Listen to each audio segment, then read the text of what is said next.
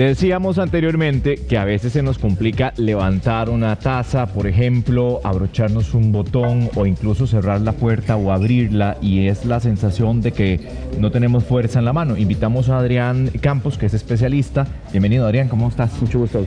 ¿Qué es lo que realmente ocurre, Adrián? Sobre todo porque mucha gente comenta esta poca fuerza que tienen en la mano cuando van a levantar algo. Bueno, a ver, cuando hablamos de debilidad que se da en la mano, por ejemplo, vamos a hablar de los atrapamientos que existen a nivel nervioso. Entonces, por ejemplo, tenemos un nervio que es el nervio mediano, que es un nervio que viene desde el cuello, por supuesto, pasa por debajo de la clavícula, pasa por el pectoral y tiene un recorrido más o menos mediano, más o menos medial, quiero decir, y más o menos a este nivel, voy a marcar no importa, vaya ahí. Okay, más o menos como a este nivel, se comprime, ¿verdad? Es el famoso túnel del carpo, que es cuando el nervio mediano se comprime. Y esto es porque, no sé si la cámara puede acercarme más o menos ver qué es el túnel del carpo. Entonces quiero que vean, aquí falta otro hueso, pero quiero que vean esta estructura que hay acá, que es formada por los huesos de la muñeca, y bueno, aquí tenemos un ligamento totalmente transversal, y ven cómo se hace como una estructura, como un túnel. Sí, correcto. Y por ahí pasan no solo el nervio mediano, sino que pasan más de 9 tendones, y que es muy fácil, pues obviamente que existe algún tipo de compresión. Ahora, Adrián, si vos decís que bueno, es algo que está obviamente conectado con otras partes, cuando ya yo siento que agarré un vaso y se me cayó, un vaso medio lleno de agua y se me cayó. Claro. No, es que estos nervios, aparte de llevar una sensibilidad, también llevan una parte motora, o sea, que es la que se encarga de darle fuerza a la mano. Entonces, por ejemplo, cuando hay una compresión de este nervio mediano, da sensibilidad y da movilidad, por ejemplo, a la zona hipotenar, que es esa zona que está ahí. Entonces, se encarga, por ejemplo, de hacer los movimientos de oposición. ¿Okay? Entonces, imagínese usted que si yo tengo debilidad, ¿verdad? Este movimiento de oposición del pulgar es muy importante, y entonces cuando la gente llega a esas etapas, pues obviamente la debilidad es muy recurrente. Claro está que la debilidad es entre las últimas etapas.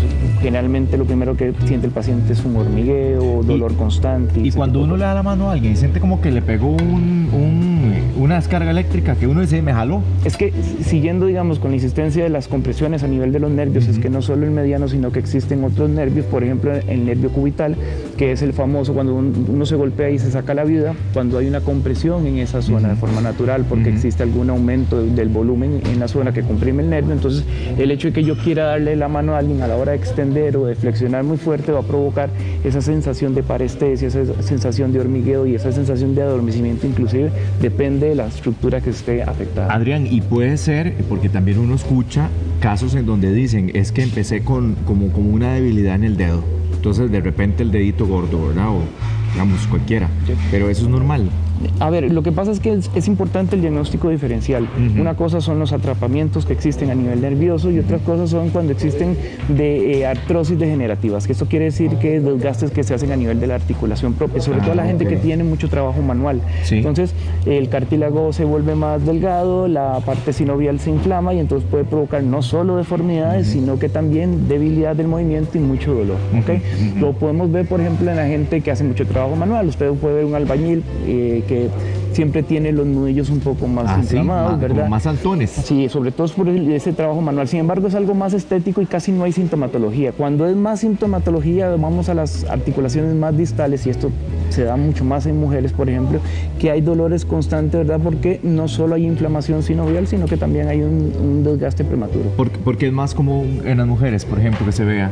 Bueno, las mujeres, por las etapas en las que van pasando, donde tienen alteraciones hormonales y este tipo de cosas, pueden tener una predisposición. Por ejemplo, la artritis reumatoide se da más en mujeres, la fibromialgia se da más en mujeres, y por este tipo de situaciones se manifiesta más en este tipo de población. Ahora, también ha visto uno, por ejemplo, la gente que le cuesta sostener como que la mano se va haciendo así, también uno lo ve como saltón. Sí, en garra, bueno. Que es como una garra. Sí, cuando nosotros tenemos mucho tiempo estar con la sintomatología, puede llegar a afectar la parte motora.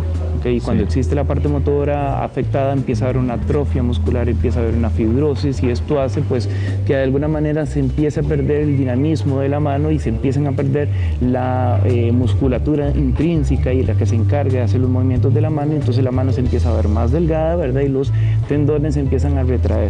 Otra patología que es que tengo que hablarla porque es muy común es cuando la gente tiene un dedo en gatillo, por ejemplo, que es cuando cierra la mano y cuando tratan de abrir el dedo queda pegado, y esto es porque se hace como una especie de nódulo en el tendón, y ese nódulo a la hora de pasar, por ejemplo, sobre la parte ligamentosa, pasa, pero a la hora de retroceder no logra. Entonces el paciente siente como un resorte, como un gatillo, y esto puede ser muchas veces muy doloroso. Adrián, finalmente, para que no quede la duda con respecto a si infiltrar sería lo correcto, antiinflamatorio, ¿cuál puede ser una solución? Ok, a ver, con las infiltraciones, como es de uso 100% médico, muchas veces no es la mejor solución, al menos en las primeras etapas. Claro que tenemos pacientes que es tanto el dolor y es tanta limitación funcional, hay que hacerlo para poder trabajar en la parte, digamos, de rehabilitación, que es muy importante. La parte funcional, mantener la parte funcional es primordial en estos casos, entonces muchas veces el dolor no nos permite. Entonces, antes de ir en contra 100% de eso, yo juego con la infiltración para que me pueda permitir de repente poder determinar cuál es la alteración del movimiento y corregirla, ya que mi paciente no percibe tanto dolor. Bueno, muy bien. Adrián, muchísimas gracias por aclararnos este tema muy interesante y tanta gente que se topa uno con este problema.